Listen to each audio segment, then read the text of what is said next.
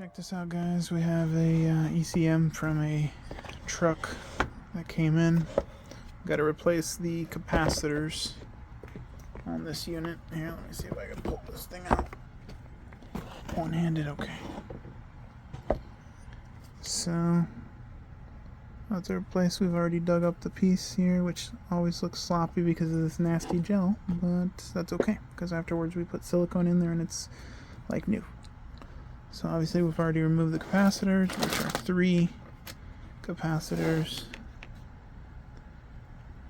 A 25-470, 25-220, and then a 35-220.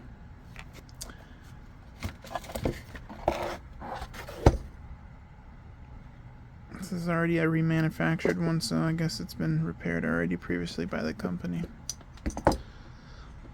But we're going to go ahead and repair the caps. Alright guys, so finished up the cap install. Just want to let you know, so the orientation, we got the 35-220, which goes right here in the corner. Then we have the 25-470, which goes on the bottom right corner as well. And then the other one, which is dead center, and that is the 25-220.